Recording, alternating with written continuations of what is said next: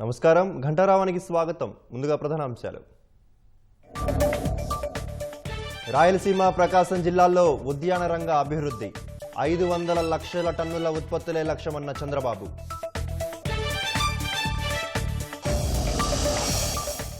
కూటమిలో విడాకులు మిస్ఫైర్లు ఉండకూడదన్న లోకేష్, విభేదాలను సరిదిద్దుకుంటూ ముందుకు సాగాలని నిర్దేశం.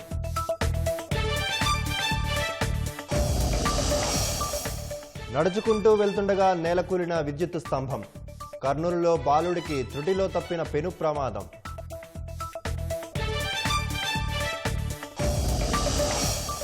దేశవ్యాప్తంగా రోడ్డెక్కిన బ్యాంకు ఉద్యోగులు 5 రోజుల పని దినాలు అమలు చేయాలని డిమాండ్.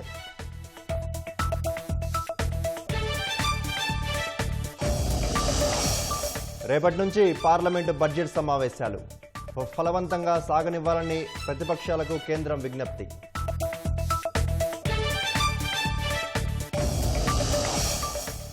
భారత్ ఐరోపా FTA mother of all deals అన్న ప్రధాని, తయారీ సేవా రంగాలు భారీగా విస్తరిస్తాయని వెల్లడి.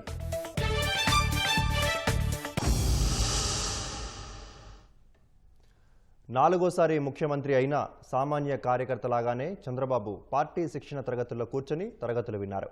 పార్టీ కేంద్ర కార్యాలయం ఎన్టీఆర్ భవన్లో జరిగిన పార్లమెంటు కమిటీ వర్క్షాప్లో టీడీపీ జాతీయ అధ్యక్షుడు సీఎం చంద్రబాబు పాల్గొన్నారు. వర్క్షాప్ జరుగుతున్న గదుల్లోకి వెళ్లిన టీడీపీ అధినేత చివరి సీటులో కూర్చొని శిక్షణ తరగతులను ఫాలో అయ్యారు. నూతనంగా ఎంపికైన పార్లమెంటు పార్టీ అధ్యక్షులకు మాజీ మంత్రి ప్రత్తిపాటి పుల్లారావు నిర్వహించిన శిక్షణ తరగతికి చంద్రబాబు హాజరయ్యారు. నాయకులు చెప్పేది శ్రద్ధగా విని వర్క్షాప్ జరుగుతున్న తీరును పరిశీలించారు. ఇవాళ ఉదయం నుంచి పార్టీ కార్యాలయంలోనే ఉన్న మంత్రి లోకేష్ ప్రతి గదిలోకి వెళ్లి వర్క్షాప్లోని అన్ని బృందాల సభ్యులతో ముచ్చటించారు. 25 పార్లమెంటు కమిటీల నుంచి 1050 మంది సభ్యులు వర్క్షాప్కు హాజరయ్యారు. 4.5 దశాబ్దాల పార్టీ ప్రయాణం, పార్టీ భావజాలం, క్యాడర్ మేనేజ్మెంట్, కార్యకర్తలకు ప్రాధాన్యం వంటి అంశాలపై శిక్షణ తరగతులు నిర్వహించారు. కూటమి ప్రభుత్వ పథకాలు, అభివృద్ధి కార్యక్రమాలు, విజన్ ప్రణాళికలు, అన్ని ప్రాంతాల సమగ్ర అభివృద్ధి వంటి అంశాలపై జరిగిన వర్క్షాప్లో సీఎం పాల్గొన్నారు. పార్టీ విధానాలు, ఆలోచనలు, సిద్ధాంతాలపై నాయకులతో సీఎం మాట్లాడారు. కూటమి ప్రభుత్వ విజయాలు, భవిష్యత్తు ఆలోచనలను వివరించారు. కార్యకర్తే అధినేత అనే పార్టీ సిద్ధాంతానికి కట్టుబడి అంతా పనిచేయాలని చంద్రబాబు సూచించారు. సామాన్య కార్యకర్తగా చంద్రబాబు ఒదిగిపోయిన తీరు ఎంతో స్ఫూర్తిదాయకమని కార్యకర్తలు, నాయకులు అభిప్రాయపడ్డారు.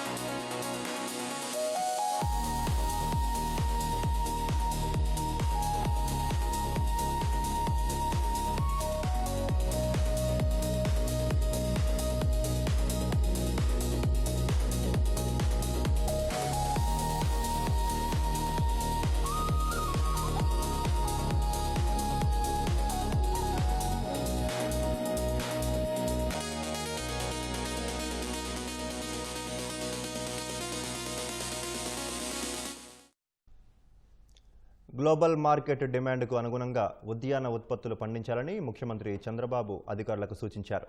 దానికి అనుగుణంగా సమగ్రాభివృద్ధికి ప్రణాళికలు చేపట్టాలని ఆదేశించారు. ఉద్యాన రంగంలో చేపట్టే సమీకృత అభివృద్ధిపై ఉండవల్లి క్యాంపు కార్యాలయంలో వివిధ శాఖల మంత్రులు, ఉన్నతాధికారులతో సీఎం చంద్రబాబు సమీక్షించారు. జగన్ ప్రభుత్వం పడగొట్టినవి నిలబెడుతూ పెండింగ్ ప్రాజెక్టులను పూర్తి చేద్దామని అధికారులకు దిశానిర్దేశం చేశారు. 10 జిల్లాల్లో 20కు పైగా సాగునీటి ప్రాజెక్టుల పూర్తికి ప్రతిపాదనలు సిద్ధం చేయాలన్నారు. రాయలసీమ, ప్రకాశం, మార్కాపురం జిల్లాల్లో 500 లక్షల మెట్రిక్ టన్నుల ఉత్పత్తులను పండించడమే లక్ష్యంగా కార్యాచరణ రూపొందించాలన్నారు. పూర్వోదయ నిధులతో సమగ్రాభివృద్ధి సాధించాలన్నారు. రాయలసీమ, ప్రకాశం, మార్కాపురం జిల్లాల్లోని సాగునీటి ప్రాజెక్టులను త్వరితగతిన పూర్తి చేయాలని ఆదేశించారు. వెలిగొండ ప్రాజెక్టు నిర్మాణాన్ని ఈ ఏడాదిలో పూర్తి చేయాలని స్పష్టం చేశారు. గత వైసీపీ ప్రభుత్వం నిర్లక్ష్యం వల్ల కొట్టుకుపోయిన అన్నమయ్య ప్రాజెక్టు నిర్మాణానికి ప్రణాళికలు సిద్ధం చేయాలని సూచించారు. ప్రాజెక్టులు పూర్తయితే సీమ, ప్రకాశం, మార్కాపురం జిల్లాల్లో ఉద్యాన పంటల సాగు అపారంగా పెరిగే అవకాశం ఉందని మంత్రి అచ్చెన్నాయుడు అభిప్రాయపడ్డారు. ఉద్యాన ఉత్పత్తుల విషయంలో ఈ 3 జిల్లాలను ప్రపంచంలోనే అతిపెద్ద క్లస్టర్గా అభివృద్ధి చేయాలని సూచించారు. గ్రామీణ రహదారుల నెట్వర్క్, లాజిస్టిక్స్ అభివృద్ధిపై దృష్టి సారించాలని ఆదేశించారు.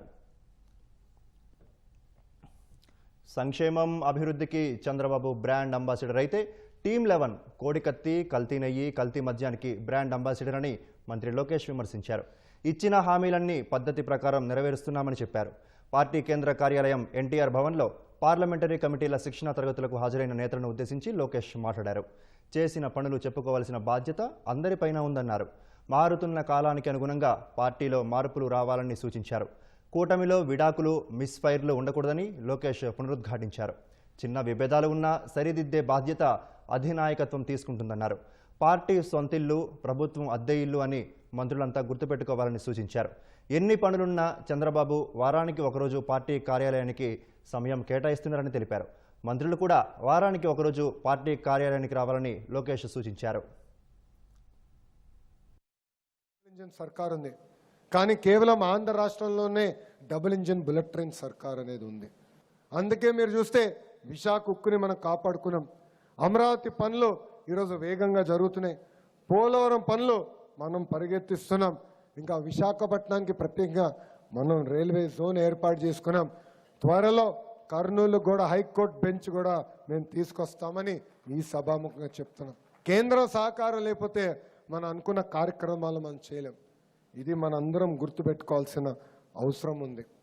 మనం చూసాం గుజరాత్లో 30 ఏళ్ళు ఒకే ప్రభుత్వం నడుస్తుంది, మధ్యప్రదేశ్లో ఒకే ప్రభుత్వం నడుస్తుంది, ఒరిస్సాలో కూడా మొన్నటి వరకు ఒకే ప్రభుత్వం నడిచింది. ఎంత అద్భుతంగా అభివృద్ధి చేసుకుని వాళ్ళు ముందరికి వెళ్తున్నారు. ఇది నాకు అన్న సమానమైన పవనన్న కూడా పదే పదే చెప్తున్నారు.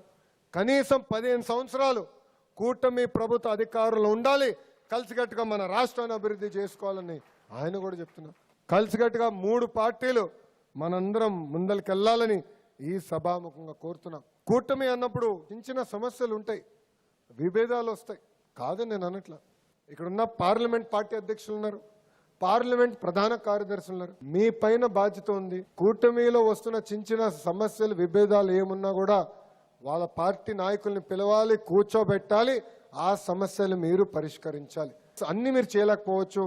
జోనల్ కోఆర్డినేటర్ ఉన్నారు, రాష్ట్ర పార్టీ అధ్యక్షులు ఉన్నారు, దాని తర్వాత నేను కూడా ఇన్వాల్వ్ అవుతా. కానీ మనకి విడాకులు లేవు, క్రాస్ ఫైర్ లేవు. కలిసిగట్టుగా ముందరికి వెళ్ళాలని ఈ సభాముఖం ఇక్కడ ఉన్న మిమ్మల్ని అందరు నేను కోరుతున్నాం.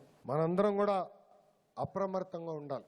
ఎందుకంటే పార్టీ పేజీల పేరుతో పార్టీల మధ్యన విభేదాలు సృష్టించడానికి వైకాపా నాయకులు ప్రయత్నిస్తారు. ఆవేశం అవసరంలా ఓర్పు సహనంతో ఆలోచించి మనందరం నిర్ణయం తీసుకోవాలి. అప్పుడే సరైన నిర్ణయం మనందరం తీసుకోగలుగుతాం. కర్నూలులోని అశోక్ నగర్లో ఓ బాలుడికి పెను ప్రమాదం తప్పింది. పారిశుధ్య కార్మికులు కాలువ మరమ్మతు పనులు చేస్తుండగా ఒక్కసారిగా విద్యుత్ స్తంభం నేలకూలింది. స్తంభం నేలకూలే సమయంలో అక్కడ నడుస్తున్న బాలుడిని చూసి స్థానికులు గట్టిగా కేకలేసి అప్రమత్తం చేశారు. ప్రమాదాన్ని గుర్తించిన బాలుడు వేగంగా పరుగు తీసి త్రుటిలో ప్రాణాపాయం నుంచి బయటపడ్డాడు. బాలుడు తప్పించుకున్న దృశ్యాలు సామాజిక మాధ్యమాల్లో వైరల్గా మారాయి. ఇలాంటి ఘటనలు పునరావృతం కాకుండా చూడాలని స్థానికులు అధికారులకు విజ్ఞప్తి చేశారు.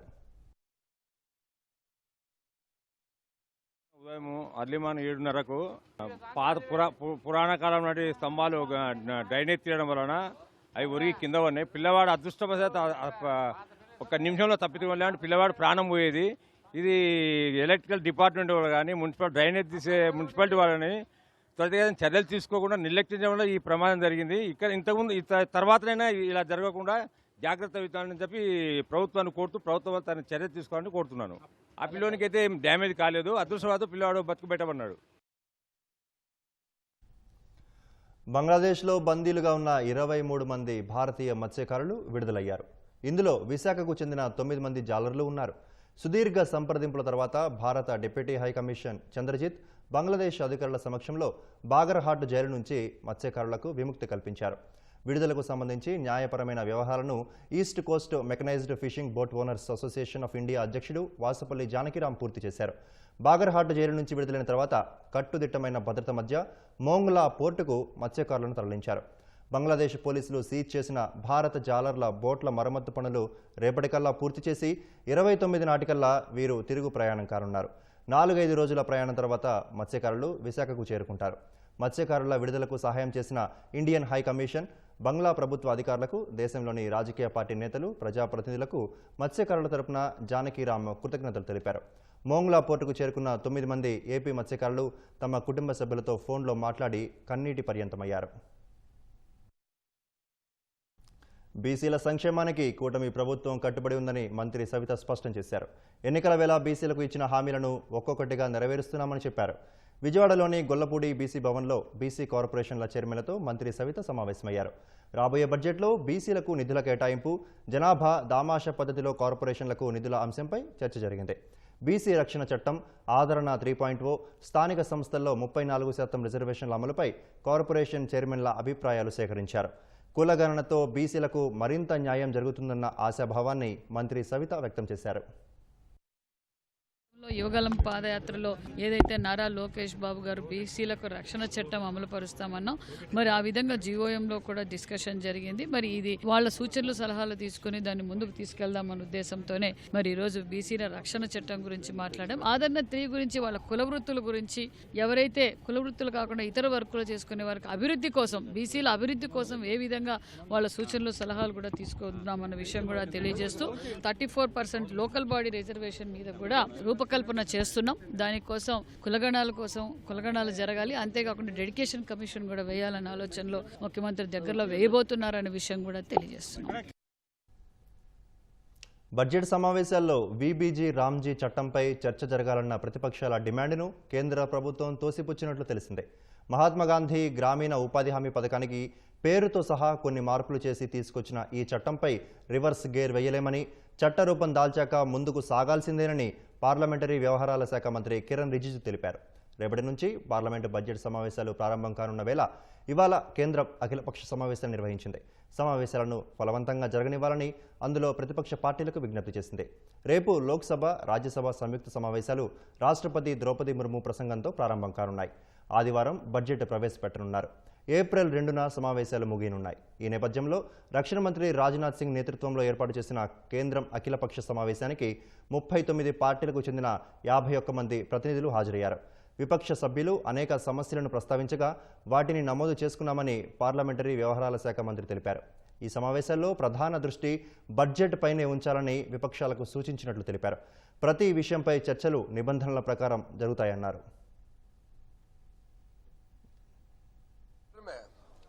हमको लोग चुन करके मेंबर ऑफ पार्लियामेंट बनाते हैं, सदन में भेजते हैं अपना बात रखने के लिए, देश के लोगों को अपना बात संसद के माध्यम से पहुंचाने के लिए, अपने अपने कॉन्स्टिट्यूएंसी के बात रखने के लिए एमपीज सदन में आते हैं. तो इसलिए हंगामा ना हो, नियम के तहत चर्चा हो और एक दूसरा का बात सुना जाए. लोकतंत्र में आपका जितना बोलने का आजादी है उतना ही आपका दायित्व है कि दूसरा का बात भी सुने. 3 జాతీయ 5 రాష్ట్ర సంబంధిత కీలక అంశాలపై పార్లమెంటు బడ్జెట్ సమావేశంలో చర్చించాలని తెలుగుదేశం తరపున కోరినట్లు ఆ పార్టీ పార్లమెంటరీ నేత లావు శ్రీకృష్ణదేవరాయలు వెల్లడించారు. రక్షణ మంత్రి రాజ్నాథ్ సింగ్ అధ్యక్షతన పార్లమెంటు భవనంలో జరిగిన అఖిలపక్ష సమావేశానికి ఆయన హాజరయ్యారు. సమావేశం అనంతరం మీడియాతో లావు శ్రీకృష్ణదేవరాయలు మాట్లాడారు. అమరావతికి చట్టబద్ధత, పూర్వోదయ పథకం కింద రావాల్సిన నిధులు, నదుల అనుసంధానం, జల్ జీవన్ మిషన్కు రావాల్సిన నిధులు, పొగాకు రైతుల సమస్య వంటి రాష్ట్ర అంశాలపై చర్చించాలని కోరినట్లు వెల్లడించారు. చాలా కంట్రీస్ తో చేసుకున్నాం కాబట్టి దీని మీద ఒక చర్చ తీసుకోవాలని చెప్పి కోరడం జరిగింది. సోషల్ మీడియా పైన 16 సంవత్సరాలు అంతకంటే చిన్న పిల్లల పైన సోషల్ మీడియా ప్రభావం ఎంతో ఉంది. సోషల్ మీడియాకి ఎడిక్టివ్ చేసే విధంగా ఆల్గోరిథమ్స్ తయారు చేస్తా ఉన్నారు. భారతదేశంలో కూడా ఎందుకు ఈ సోషల్ మీడియా అండర్ 16 పైన బ్యాన్ పెట్టకూడదు, దీనిపైన చర్చ జరగాలని చెప్పి కోరడం జరిగింది. ఈ రోజు చాలా మంది పైన ఛార్జ్ షీట్ అయ్యుండి కూడా అటువంటి వారిపైన ఎటువంటి చర్యలు తీసుకోబోతా ఉన్నాం. వాటిని ఆ కేసులకు సంబంధించి త్వరితంగా ఒక స్పెషల్ కోర్ట్స్ పెట్టి దానికి టైం ఫ్రేమ్ పెట్టి దాన్ని పూర్తి చేసే విధంగా చర్యలు తీసుకోవాల్సిన అవసరం ఉంది. దానిపైన చర్చ జరగాల్సిన అవసరం ఉందని చెప్పి మేము కోరటం జరిగింది. అలాగే రాష్ట్రానికి సంబంధించి ముఖ్యమైనది అమరావతి క్యాపిటల్ బిల్. అనిశ్చితి ఉండకూడదు అంటే పార్లమెంట్ పరంగా ఒక చట్టం చేసి అమరావతి ఆంధ్రప్రదేశ్ క్యాపిటల్ చేస్తే బాగుంటుందని చెప్పి కోరడం జరిగింది. దానిపైన కూడా బడ్జెట్ సమావేశాల్లో ఆ బిల్లు తీసుకురావాలని చెప్పి కోరడం జరిగింది. ఆంధ్రప్రదేశ్కి సంబంధించి పూర్వోదయ స్కీమ్ కింద మేము చాలా ఇరిగేషన్ ప్రాజెక్ట్స్ ప్లాన్ చేసుకొని ఉన్నాము. ఇది తొందరగా రిలీజ్ అయితే ఈ ఇరిగేషన్ ప్రాజెక్ట్స్ అన్ని కూడా మేము పూర్తి చేసుకునే అవకాశం ఉంది. దీన్ని వెంటనే విడుదల చేయాలని చెప్పి అని కోరటం జరిగింది. ఇంటర్లింకింగ్ ఆఫ్ రివర్స్ పైన కూడా దేశం మొత్తం మీద ఒక చర్చ జరిగితే బాగుంటుంది పార్లమెంట్ సాక్షిగా అని చెప్పి కోరటం జరిగింది. టొబాకో ఫార్మర్స్ సంబంధించి చాలా చోట్ల ట్రేడింగ్ ఆగిపోయింది.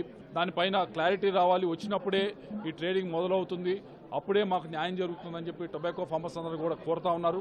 కాబట్టి దీనిపైన కూడా ఈ సమావేశాల్లో మేము మాట్లాడదలుచుకున్నాం. రాజధానిగా అమరావతికి చట్టబద్ధత కల్పించాలని పార్లమెంటు భవనంలో జరిగిన అఖిలపక్ష సమావేశంలో కోరినట్లు జనసేన ఎంపీ బాలశౌరి తెలిపారు. డ్రగ్స్ కట్టడి, సామాజిక మాధ్యమాల వినియోగంపై కఠిన చట్టాలు తేవాలని కోరినట్లు చెప్పారు. రాష్ట్రంలో ఆక్వా రైతుల సమస్యల పరిష్కారానికి కేంద్రం చర్యలు తీసుకోవాలని విజ్ఞప్తి చేశామన్నారు. అమరావతి క్యాపిటల్ ఇష్యూ ముఖ్యమంత్రి గారు అలాగే ఉప ముఖ్యమంత్రి పవన్ కళ్యాణ్ గారు దీనికి లీగల్ స్టేటస్ ఇవ్వాలి అని చెప్పేసి అడిగారు. రానున్నటువంటి సమావేశాల్లో దాన్ని తప్పకుండా చేయాలి అని చెప్పేసి కోరటం జరిగింది. దేశవ్యాప్తంగా పిల్లలు డ్రగ్స్ వాడుతున్నటువంటి విషయం వాళ్ళ తల్లిదండ్రుల్లో ఆందోళన కలిగిస్తూ ఉంది. ఏ రకంగా డ్రగ్స్ని స్టాప్ చేయొచ్చో ఒక స్ట్రిక్ట్ చట్టాన్ని తీసుకురావాలని చెప్పేసి కూడా మేము రిక్వెస్ట్ చేయడం జరిగింది. ఆక్వాకల్చర్ ఆంధ్రప్రదేశ్లో ఎక్కువ మంది రైతులు ఈ యుఎస్ టారిఫ్ నుంచి ఇబ్బంది పడుతున్నటువంటి విషయం మనకు తెలుసు. ఎక్కువ ఎక్స్పోర్ట్ అయ్యేది ఆంధ్ర నుంచే కాబట్టి రైతులకి గిట్టుబాటు ధర కల్పించే విధంగా ఈజీ మార్గాన్ని కనుగోవాలని చెప్పేసి కూడా వాళ్ళకి సూచించడం జరిగింది. భారత్లో ఎయిర్ క్రాఫ్ట్ల తయారీ దిశగా కీలక ఒప్పందం కుదిరింది. అదానీ ఏరోస్పేస్ అండ్ డిఫెన్స్, బ్రెజిల్కు చెందిన ఎంబ్రరీ మధ్య ఎంఓయూ కుదిరినట్లు కేంద్ర మంత్రి రామ్మోహన్ నాయుడు ప్రకటించారు. పెరుగుతున్న అవసరాల మేరకు ఎయిర్ క్రాఫ్ట్ల తయారీ యూనిట్ ఏర్పాటు చేస్తామని రామ్మోహన్ నాయుడు వెల్లడించారు. తద్వారా ఖర్చు తగ్గడంతో పాటు స్థానిక యువతకు ఉద్యోగ అవకాశాలు లభిస్తాయన్నారు.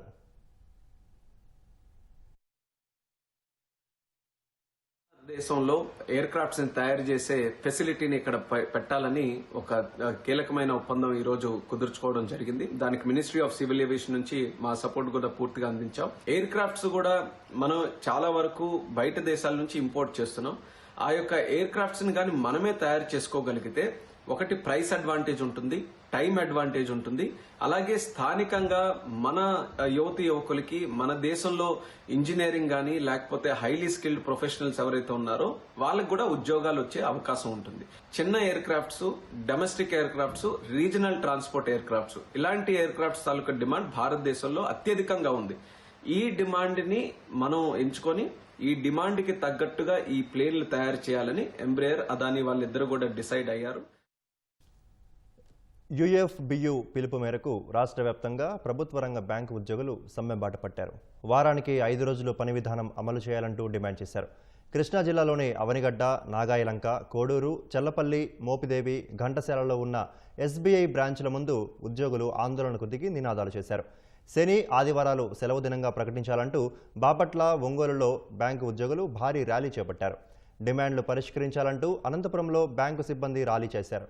రైల్వే స్టేషన్ సర్కిల్ నుంచి క్లాక్ టవర్ వరకు భారీ ప్రదర్శన ర్యాలీ చేశారు. కేంద్ర ప్రభుత్వం ఇచ్చిన హామీని తక్షణమే నెరవేర్చాలని, లేకుంటే ఉద్యమాన్ని తీవ్రతరం చేస్తామని బ్యాంకు ఉద్యోగులు స్పష్టం చేశారు. కేంద్ర పాలిత ప్రాంతం యానాంలో బ్యాంకులకు తాళాలు వేయడంతో ఖాతాదారులు నిరాశతో వెనుదిరిగారు.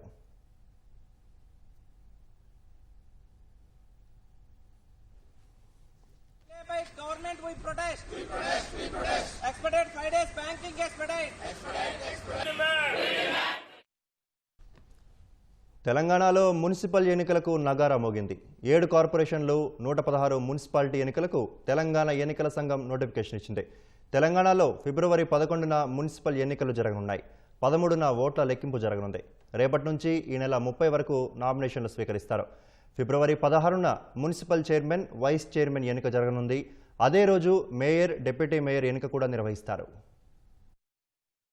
16 మున్సిపాలిటీస్కి అలాగే 7 మున్సిపల్ కార్పొరేషన్స్కి టర్మ్ ముగిసిపోయినటువంటి వాటికి అలాగే కొత్తగా ఫార్మేషన్ అయినటువంటి వాటికి ఈ ఎలక్షన్స్ అనౌన్స్ చేయబడుతూ ఉన్నాయి.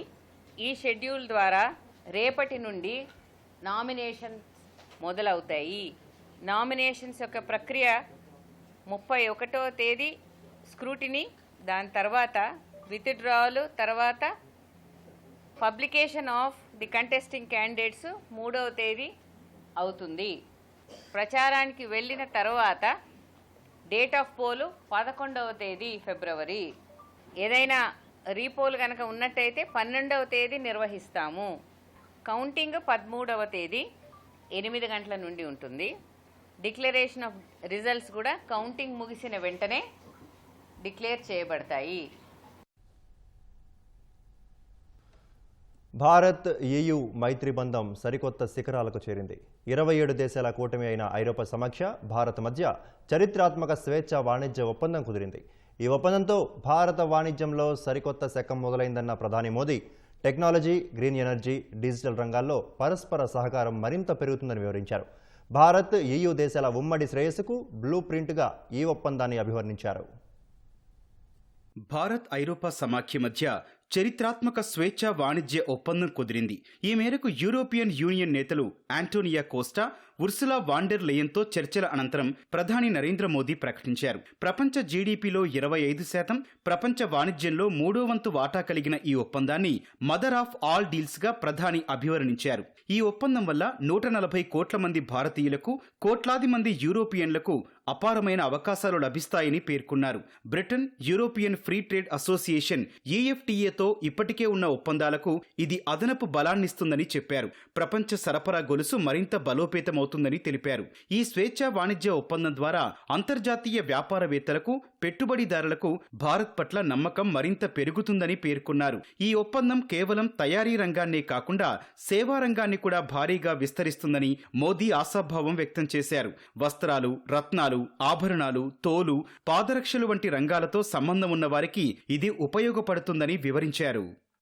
आज भारत ने अपने इतिहास का अब तक का सबसे बड़ा फ्री ट्रेड एग्रीमेंट संपन्न किया है. आज 27 तारीख है. आज ही के दिन यूरोपियन यूनियन के 27 देशों के साथ भारत ये FTA कर रहा है. यह एक ऐतिहासिक समझौता हमारे किसानों, हमारे छोटे उद्योगों, इसके यूरोपियन मार्केट तक पहुंच आसान बनाएगा, मैन्युफैक्चरिंग में नए अवसर पैदा करेगा और हमारे सर्विसेज सेक्टर के बीच सहयोग को और प्रबल करेगा. यह FTA भारत और यूरोपियन यूनियन के बीच इन्वेस्टमेंट को बूस्ट करेगा, नई इनोवेशन पार्टनरशिप बनाएगा, सप्लाई चेन को मजबूत करेगा. यह सिर्फ ट्रेड एग्रीमेंट नहीं है, साझा समृद्धि का नया ब्लूप्रिंट है. ఐరోపా భారత్ బంధం ఈనాటిది కాదని గుర్తు చేసిన యూరోపియన్ కౌన్సిల్ అధ్యక్షుడు ఆంటోనియో కోస్టా స్వేచ్ఛా వాణిజ్య ఒప్పందం కుదిరేందుకు ప్రధాని మోదీ ఎంతో చొరవ చూపారని వెల్లడించారు. దీని ద్వారా ఐరోపా భారత సహకారం కొత్త శిఖరాలకు చేరుతోందని పేర్కొన్నారు. భాగస్వామ్య దేశాల ప్రజలకు ఇది ఎంతో ప్రయోజనకరంగా ఉంటుందని తెలిపారు. మదర్ ఆఫ్ ఆల్ డీల్స్ ను సుసాధ్యం చేశామని యూరోపియన్ కమిషన్ అధ్యక్షురాలు ఉర్సులా వాన్ డెర్ లెయన్ తెలిపారు. ఐరోపా భారతదేశానికి రక్షణ రంగంలో సహకారానికి సుదీర్ఘ చరిత్ర ఉందని, దీన్ని మరింత బలోపేతం చేస్తామని వివరించారు. Not only making our economy stronger, we are also delivering security for our people in an increasingly insecure world. And today, the world's 2 largest economies and democracies launched their first ever security and defense partnership. Europe and India have a long history of cooperation in the defense industry. Now we will enhance this teamwork even further. We will deepen our cooperation on maritime security, for example, joint naval exercises to tackle piracy. European union Bharat మధ్య మొదటగా 2007లో స్వేచ్ఛా వాణిజ్య ఒప్పందం కోసం చర్చలు మొదలయ్యాయి. పలు ప్రతిపాదనల్లో వ్యత్యాసంతో 2013లో ఈ చర్చలు నిలిచిపోయాయి. జూన్ 2022లో ఈ చర్చలు తిరిగి ప్రారంభం కాగా తాజాగా ఒప్పందం కుదిరింది. అమెరికా టారిఫ్ విధానాలు, రష్యా ఉక్రెయిన్ యుద్ధం వల్ల అనిశ్చితి నెలకొన్న నేపథ్యంలో భారత్ EU మధ్య స్వేచ్ఛా వాణిజ్య ఒప్పందం ప్రపంచ ఆర్థిక వ్యవస్థకు ఒక బలమైన సంకేతాన్ని పంపింది.